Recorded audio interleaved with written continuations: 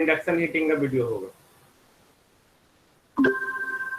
Now हम लोग बात कर रहे हैं, डाल दिए वीडियो में, हम लोग बात कर रहे हैं फ्यूज के बारे में। ओके, फ्यूज दिस वन, ये स्विच गियर प्रोटेक्शन का, स्विच गियर का जो है एक ऐसा कंपोनेंट है। ओके, हालांकि ये प्रोटेक्टिव डिवाइस ही है, बट ये भी एक कंपोनेंट है जिसमें लोग स्विच गियर के बारे में स्टडी करेंगे। तो स्विच गियर एक कंपोनेंट है जो प्रोटेक्शन पर्पज से इसका यूटिलाइज किया जाता है। लेकिन ये फ्यूज जो है वो बहुत सिंपलेस्ट फॉर्म, सिंपलेस्ट है, चीपेस्ट है और सबसे पुराना प्रोटेक्टिव डिवाइस है। ओके, यानी कि हम लोग बोल सकते हैं fuse is the simplest. Simple यानी बहुत आसान है इसको बनाना, चीपेस्ट यानी बहुत सस्ता है, और ओल्डेस्ट यानी कि पुरानी फैमिली का, बहुत पुराना। ओके, प्रोटेक्टिव डिवाइस है जो करंट इंटरप्टर की तरह इस्तेमाल होता है, यानी कि करंट को इंटरप्ट करने वाला। ओके, ये हमारा यहाँ पे एक फ्यूज लगा हुआ है, फ्यूज, ये फ्यूज एलिमेंट, तो ये करंट को इंटरप्ट करता है। ओके, करंट इंटरप्टर इस कंडीशन में, तो अंडर ओवरलोड और शॉर्ट सर्किट कंडीशन में, ये दो ही कंडीशन में वर्क करता है, याद रखेंगे, अंडर ओवरलोड एंड और शॉर्ट सर्किट कंडीशन। अब अगर हम लोग बात करें फ्यूज के बारे में, that is the very simplest form, यानी कि बहुत सिंपल, उसमें कुछ एडिशनल कंपोनेंट नहीं है, बहुत कॉम्प्लेक्स सर्किट नहीं है। ओके, ये सिंपल एक small piece of thin metal wire है, एक छोटा तार है, बस एक छोटा वायर है, small piece of metal wire. Okay, जिसको हम लोग क्या करते हैं, एक इंसुलेटेड बेस पर माउंटेड करते हैं between the any two terminals. जैसे ये दो टर्मिनल्स था हमारे पास, इन दो टर्मिनल के बीच में जो एक तार को जोड़ रहे हैं, ये हमारा फ्यूज वायर है या फ्यूज बोलकर।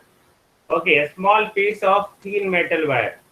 तो ये सबसे पहले पुराने समय में, ओल्ड समय में जो है ऐसा ही फ्यूज इस्तेमाल होता था। ओके, कि दोनों के बीच में एक टोकन फंसा देते थे ऐसे करके और कहते थे ये फ्यूज है, और कुछ भी प्रॉब्लम होता था तो या और शॉर्ट सर्किट कंडीशन हुआ या ओवरलोड हुआ तो ये क्या होगा, ये वायर आपका टूट जाएगा। Okay, that is the short circuit condition और ओवरलोड कंडीशन। अब यहाँ पे फ्यूज जो है वो पूरे सर्किट का सबसे कमजोर लिंक होना चाहिए, यानी कि fuse forms the weakest link in the series connection of circuit which is to be protected. जिस सर्किट को प्रोटेक्ट करना है या जिस डिवाइस को प्रोटेक्ट करना है, ओके, उस डिवाइस के साथ हम लोग इस फ्यूज को सीरीज में जोड़ते हैं।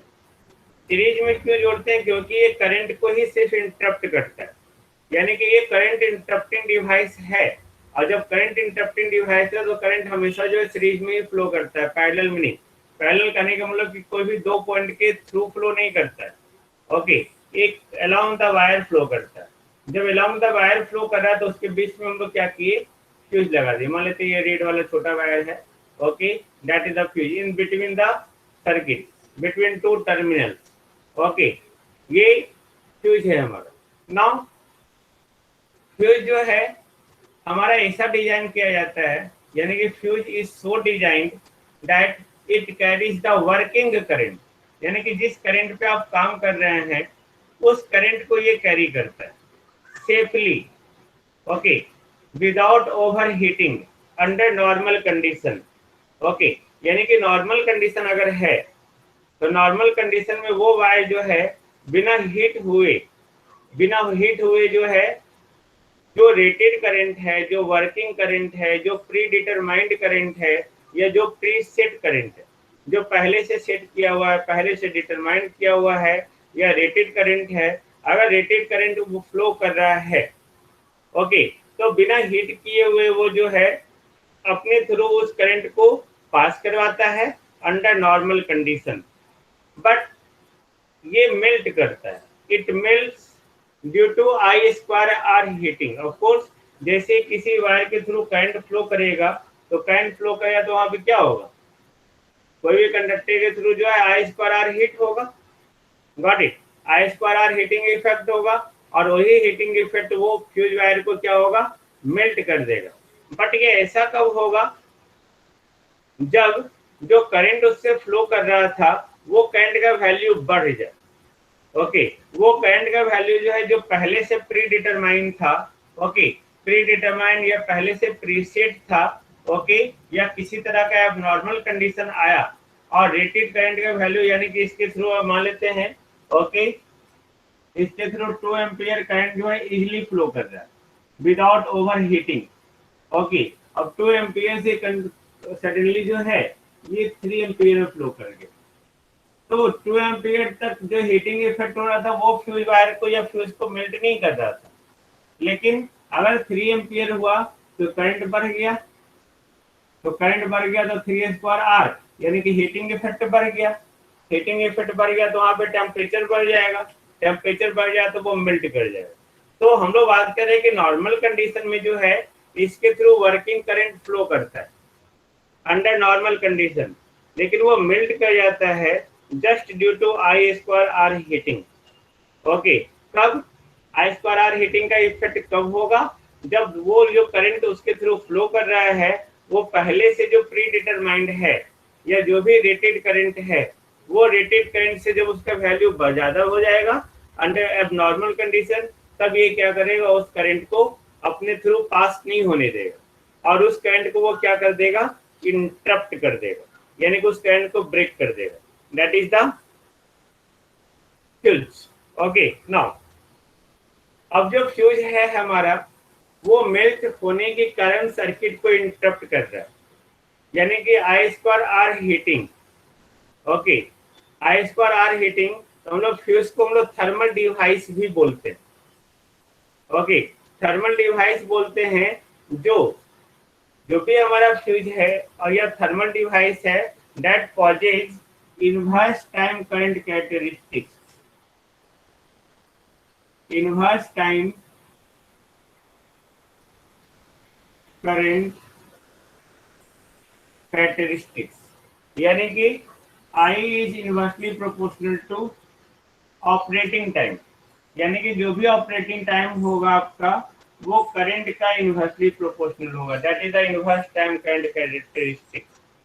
तो इनवर्स टाइम करंट कैरेक्टरिस्टिक्स का मतलब क्या है कि जैसे जैसे फॉल्ट करंट का वैल्यू बढ़ रहा है, ओके, इस करंट का वैल्यू बढ़ गया तो फ्यूज के ऑपरेट होने का टाइम क्या होगा, घट जाएगा। ओके, यानी कि जितना ज्यादा करंट उसका रेटेड करंट से जितना ज्यादा होगा करंट, ओके, तो जैसे जैसे बढ़ेगा वैसे वैसे उसका ऑपरेटिंग टाइम घटेगा, यानी कि वो तुरंत ऑपरेट होगा और फ्यूज वायर को वो क्या कर देगा, मेल्ट कर देगा। This is the inverse time current characteristics. Okay, now generally जो हम लोग फ्यूज को ऑपरेट कर रहे हैं, generally fuses are used to protect an electrical equipment. कोई भी इलेक्ट्रिकल इक्विपमेंट को प्रोटेक्ट करने के लिए यूटिलाइज कर रहे हैं, या इलेक्ट्रिक केबल को कर रहे हैं, या कोई भी सेमीकंडक्टर डिवाइस। आप देखेंगे बहुत सारे सेमीकंडक्टर डिवाइस में, इलेक्ट्रिक केबल में या कोई भी इक्विपमेंट में अब छोटा छोटा फ्यूज आ गया। अब देखें शीशा, उसमें ऊपर शीशा रहता है, अंदर से एक सिंपल पतला सा वायर दिखता है। ओके, वो भी एक फ्यूज है, but that is the HRC fuse. अपने घर में अपने फ्यूज देखा होगा पहले, किटकैट फ्यूज, ओके, या रिवायरेबल फ्यूज। ओके, तो वो भी एक फ्यूज है, ये भी एक फ्यूज है। तो हम लोग जो फ्यूज का इस्तेमाल कर रहे हैं just only to protect the electrical equipment, electric cable या कोई भी सेमीकंडक्टर डिवाइस। और उसके लिए हम लोग क्या करते हैं, उस इलेक्ट्रिक केबल को फ्यूज एलिमेंट को सीरीज में जोड़ते हैं, है ना, फ्यूज के साथ सीरीज में जोड़ते हैं against the damage from excessive current। Excessive यानी कि पहले से ज्यादा, अगर करंट का वैल्यू एक्सेस हो रहा है, बहुत ज्यादा बढ़ जा रहा है जस्ट ड्यू टू ओवरलोड और शॉर्ट सर्किट कंडीशन। ओके, अब बोर्ड में जो है वो रिवायरेबल फ्यूज है, बोर्ड में कोई भी फ्यूज नहीं है, फ्यूज हम बनाएंगे, डोंट वरी। ओके, बोर्ड में बस एक फ्यूज दिखाए हैं जिसमें हम लोग एक फ्यूज वायर को लिए। ओके, ये रिवायरेबल फ्यूज है। यहाँ पे एक डायग्राम बनाया हुआ, डायग्राम हम आगे बनाएंगे। तो जब कभी इसी तरह का ओवरलोड कंडीशन हो रहा है, या शॉर्ट सर्किट कंडीशन हो रहा है, इन दैट केस जो है वहां पे उसके चलते करंट का वैल्यू अचानक से बढ़ जाएगा। हाँ, किट कैट यानी कि रिवायरेबल फ्यूज। ओके, करंट का वैल्यू अचानक से बढ़ जाएगा और करंट का वैल्यू बढ़ने के कारण जो हीटिंग इफेक्ट बढ़ेगा, यानी कि टेम्परेचर बढ़ेगा और वो फ्यूज एलिमेंट क्या होगा, मेल्ट कर जाएगा। This is the introduction. Wait, introduction है ये फ्यूज का, है ना। नाउ अब यहाँ पे हम लोग कुछ इंपॉर्टेंट डेफिनेशन बात करेंगे regarding the fuse. Regarding the fuse यानी कि फ्यूज के रिगार्डिंग कुछ इंपॉर्टेंट डेफिनेशंस है, दैट इज वेरी इंपॉर्टेंट। उसी डेफिनेशन में जो है आपको पता चल जाएगा कि मेल्टिंग पॉइंट लो होता है या हाई होता है। Okay, first one that is the fuse element.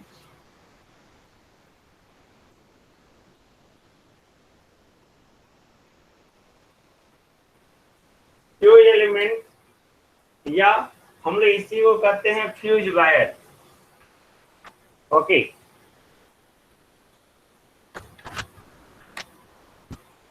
इसी को हम लोग कहते हैं फ्यूज वायर। फ्यूज एलिमेंट या फ्यूज वायर हम लोग फ्यूज के उस पार्ट को कहते हैं जो पार्ट मेल्ट होता है, यानी कि जो small piece of thin wire है, थीन वायर का वो छोटा टुकड़ा, पतला वायर का वो छोटा टुकड़ा जो मेल्ट हो रहा है, कब, जब उसके थ्रू जो करंट फ्लो कर रहा है, ओके, वो प्री डिटरमाइंड वैल्यू से ज्यादा हो जा रहा है। प्री डिटरमाइंड यानी कि पहले से डिटरमाइन किया हुआ।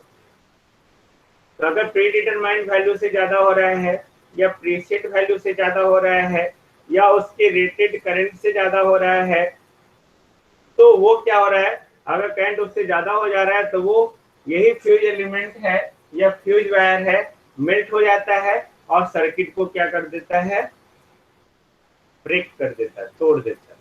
ओके, बस सर्किट को तोड़ दिया तो वो हमारा प्रोटेक्टिव डिवाइस हो गया। नाउ जनरली जो हम लोग मटेरियल यूज कर रहे हैं फ्यूज एलिमेंट के लिए, the material commonly used for the fuse element are, जो हम लोग इस्तेमाल करते हैं, ऐसे बोल देता हूँ, टीन है, tin, lead, zinc, aluminium, copper, silver, ये सब हम लोग इस्तेमाल करते हैं फ्यूज एलिमेंट के रूप। Okay, zinc, lead, tin, copper, aluminium, silver, like that.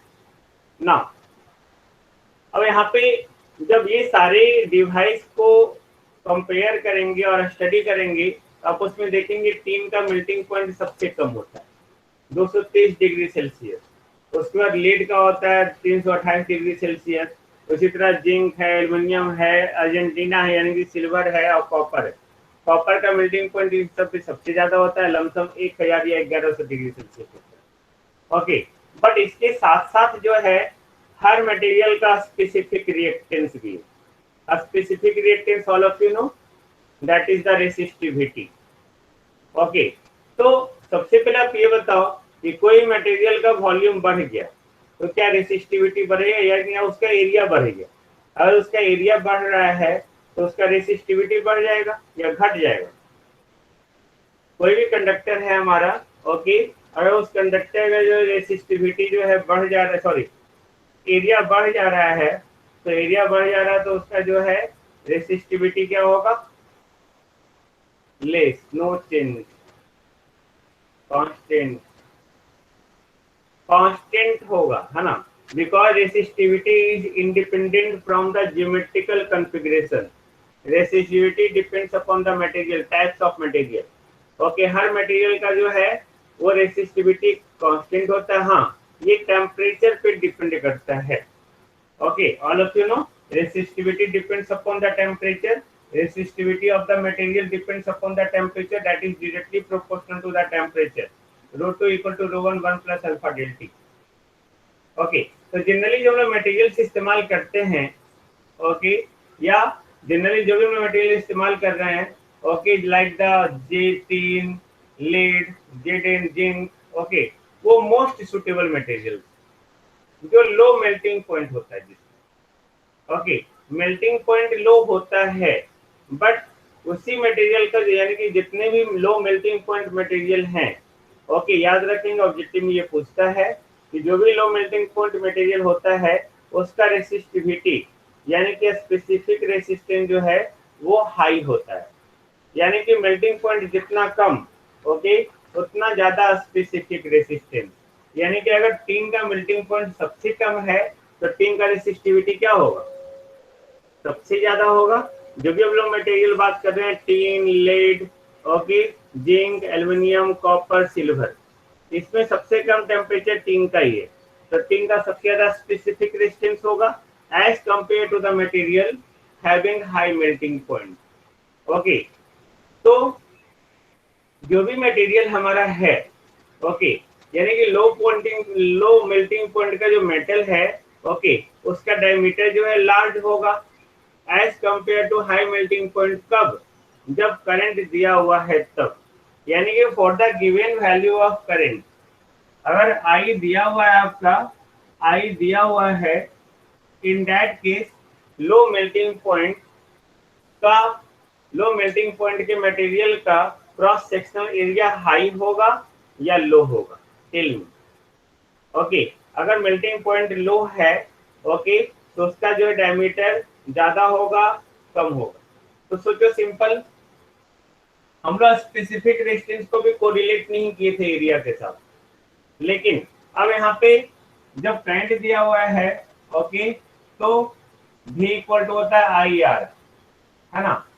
Current हमारा दिया हुआ है, तो करंट अगर दिया हुआ तो अगर हम लोग रेजिस्टेंस को देखेंगे, यहाँ पे मेल्ट करवाने की बात हम लोग अगर करते हैं, ओके, तो लो मेल्टिंग पॉइंट का जो है हाई डायमीटर होता है। हाई डायमीटर यानी कि अगर हमारा करंट अगर दिया हुआ है, ओके, तो उसका स्पेसिफिक रेजिस्टेंस वो बढ़ जाता है। कैसे, है ना, कैसे, तो R इक्वल टू होता है रो एल बाई ए।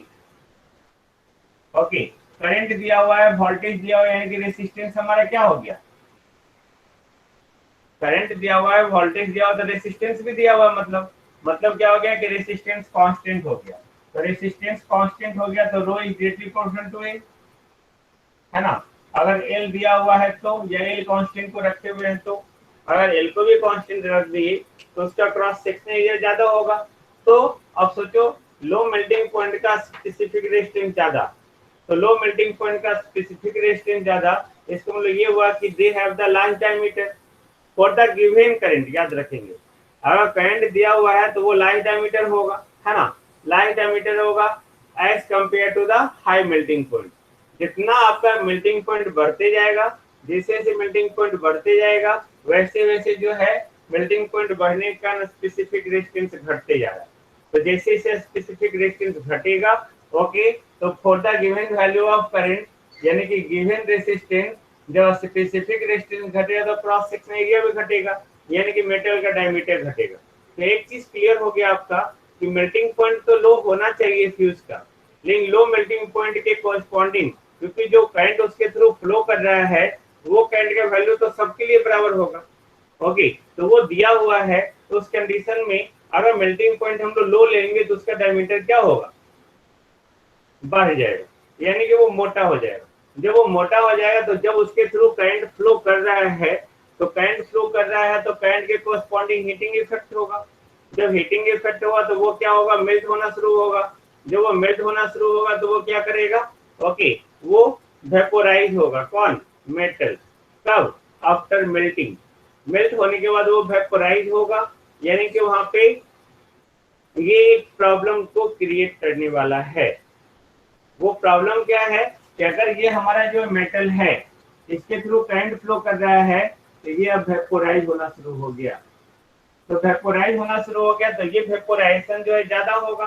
क्यों, क्योंकि उसका क्रॉस सेक्शन एरिया जो है वो बढ़ गया है। तो क्रॉस सेक्शन एरिया बढ़ गया है तो वहां पे एक्सेसिव मास यानी कि बहुत ज्यादा मास का वेपोराइज्ड मेटल मिलेगा आपको, ओके, जिसको हैंडल करना भी एक प्रॉब्लम है, ओके, आफ्टर फ्यूजन और मेल्टिंग। तो यही कारण है कि हम लोग क्या करते हैं, लो मेल्टिंग पॉइंट और हाई मेल्टिंग पॉइंट के बीच में कंप्रोमाइज करते हैं, क्योंकि लो मेल्टिंग पॉइंट का हाई स्पेसिफिक रेजिस्टेंस होने के कारण उसका डायमीटर बढ़ जा रहा है और डायमीटर बढ़ जा रहा है तो इन दैट केस जो है ओके, इन दैट केस वहां पे वो वेपोराइज अगर होता है तो वहां पे वेपोराइज होने के बाद लार्ज मास मिल रहा है वेपोराइज मेटल का। थिन वायर लेंगे तो डायमीटर हाई कैसे होगा? थिन वायर, पतला वायर आप ले लिए तो डायमीटर कैसे हाई होगा? आप वैसे मत समझिए, हम लोग पतला वायर लेते ही है, लेकिन पतला में भी कुछ बहुत ज्यादा पतला बहुत मोटा होता है भाई, नहीं समझे? नहीं समझे? नहीं, कोई बात नहीं, है ना। ये देखो पतला है, ये भी पतला है, ये भी पतला है, ये भी पतला है, ये भी पतला है, ये भी पतला है, ये भी पतला है, बट इसमें देखो कोई बहुत पतला है, ये भी थीन है, ये तो बहुत, ये तो मोटा है, इसको थीन कर रहा है। बट यहाँ पे जो है थीन तो लेना ही है पतला वायर, बट उसमें थीन ऐसा ऐसा नहीं कि यहाँ पे जो हम लोग डायमीटर ज्यादा बोल रहे थे इतना मोटा डायमीटर हो गया, वो तो थीन होगा ही। बट हम लोग कोई भी दो मेटल को हम लोग कंपेयर कर रहे हैं। अब सोचो यहाँ पे सिंपल कि आपने देखा होगा मोटा मोटा जो लाल वायर होता है, एक पतला वाला जो हम लोग जिससे बल्ब वगैरह जलाते हैं, जिसमें ब्लू लाल एक साथ रहता है, उसमें भी एक वायर है, वो भी थीन है ना। और जो हमारा रेड वाला वायर है जिसमें तीन तीन पीस वायर रहता है, तीन पीस अंदर मेटल रहता है, वो भी थीन है। बट वो थीन जो है उसके कंपेयर में वो क्या हो गया, उसका डायमीटर ज्यादा है, ये ठीक हुआ मोटा रस्सा, है ना, रस्सी का, रस्सी नहीं रस्सा, मोटा मोटा रस्सी, that is the thick. Got it? Clear है? तो यहाँ पे हम लोग क्या करते हैं, दोनों के बीच में कंप्रोमाइज करते हैं, और कंप्रोमाइज करके हम लोग सुटेबल मेल्टिंग पॉइंट को कंसीडर करते हैं, और वही हमारा जो है फ्यूज एलिमेंट होता है। आई थिंक नो प्रॉब्लम, है ना। ना जो नेक्स्ट टर्म है हमारा वो है rated fuse current. Okay, rated fuse current that is defined as the value of current, rated यानी कि उसका रेटेड करंट यानी कि रेटिंग, है ना, value of current flowing through the fuse element, fuse element के थ्रू फ्लो कर रहा है, बट विदाउट मेल्टिंग, यानी कि मेल्ट किए बिना, यानी कि ये करंट जो है उस फ्यूज एलिमेंट के थ्रू इंडेफिनेटली फ्लो कर सकता है या फ्लो करता है अनिश्चित रूप से। ओके, विदाउट मेल्टिंग और फ्यूजिंग द फ्यूज एलिमेंट, यानी कि वैसा करंट जब वो करंट फ्यूज एलिमेंट के थ्रू फ्लो कर रहा है और उस फ्यूज एलिमेंट को मेल्ट नहीं कर रहा है और वो कंटिन्यूअस फ्लो करते जा रहा है, then that current is called rated fuse current, है ना। दूसरा हुआ हमारा, तीसरा हुआ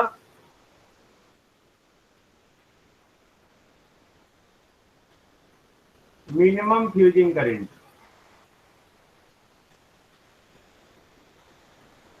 फ्यूजिंग या मेल्टिंग दोनों सेम चीज है ना। फ्यूजिंग यानी कि फ्यूज हो रहा है, मेल्टिंग यानी कि मेल्ट हो रहा है, फ्यूज हो रहा है यानी कि फ्यूज हो रही है, यानी कि वो सर्किट क्या हो गया, टूट गया। तो फ्यूजिंग और मेल्टिंग सेम ही है। Got it?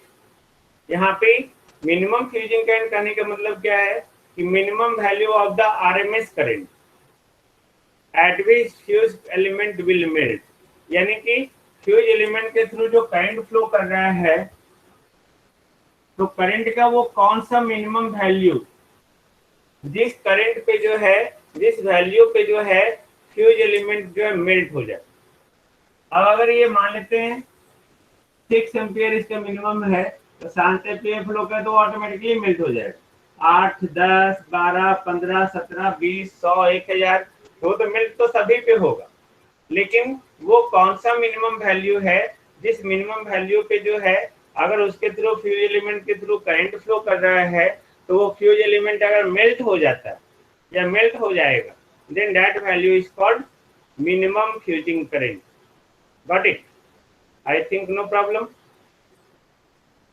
है ना। नहीं, नेक्स्ट है हमारा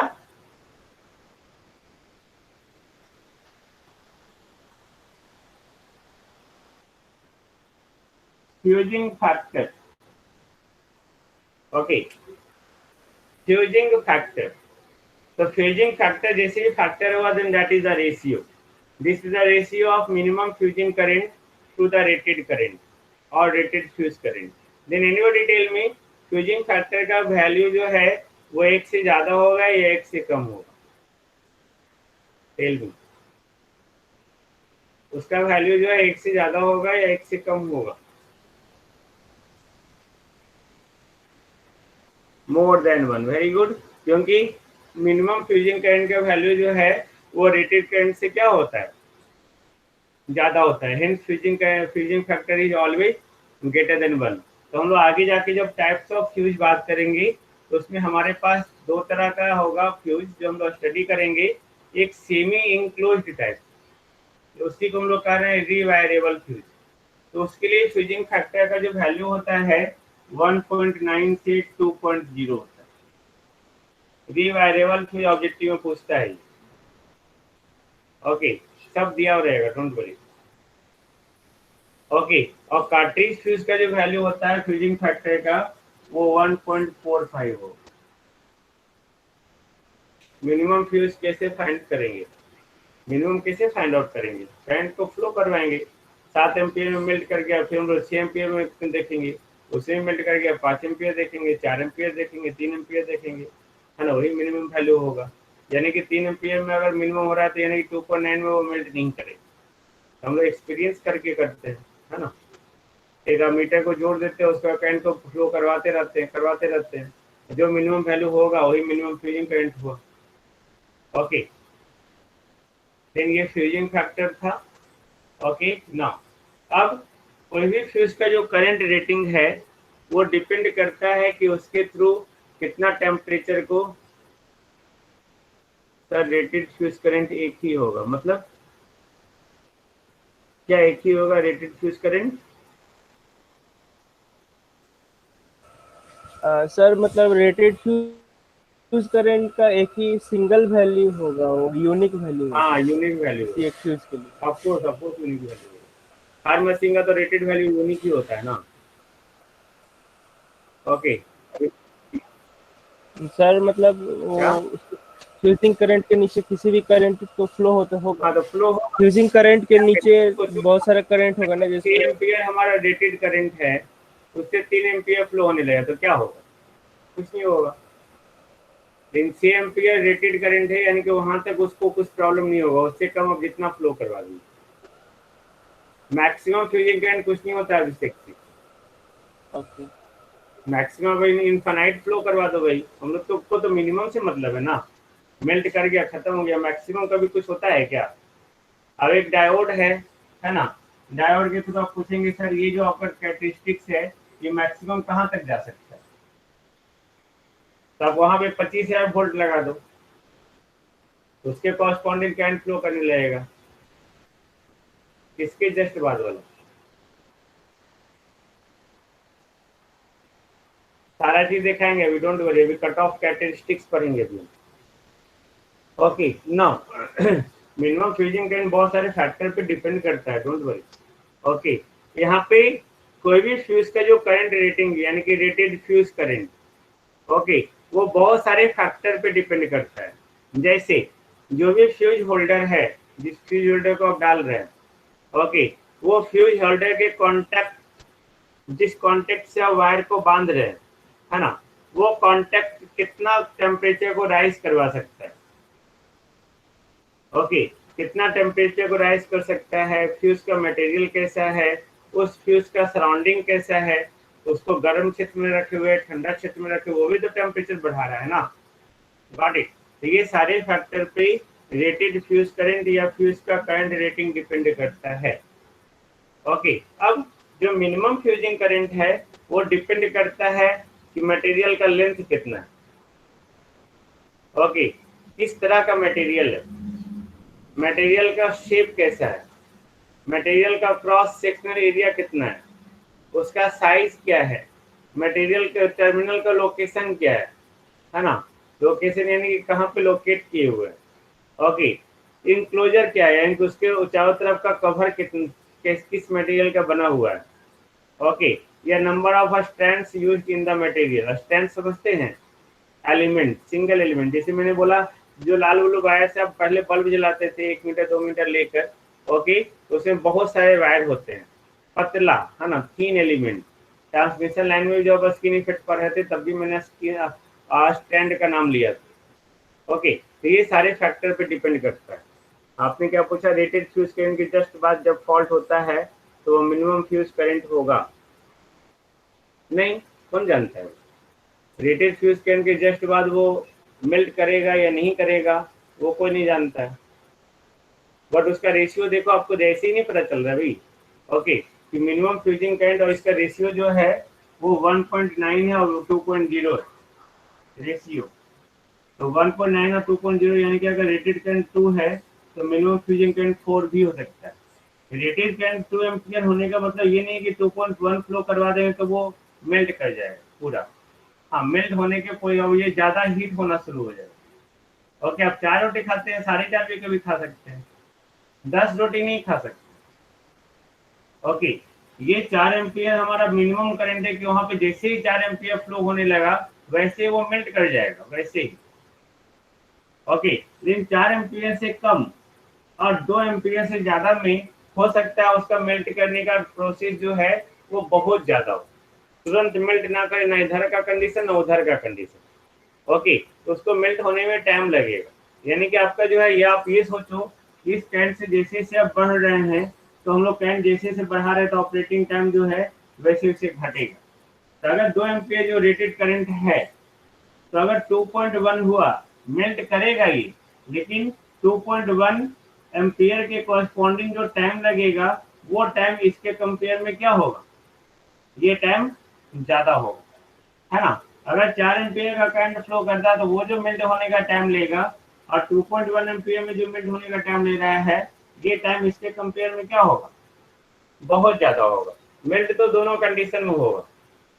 Got it? Then this is the operating time. So depending upon the operating time, हम लोग यहाँ पे ये depending upon the magnitude of current हम लोग बात कर सकते हैं कि ऑपरेटिंग टाइम हमारा घट सकता है और बढ़ सकता है। Okay, I think there is no any problem, नहीं ना। ये फ्यूज का इंट्रोडक्शन था और कुछ टर्म था, उसके बाद अभी हम लोग बात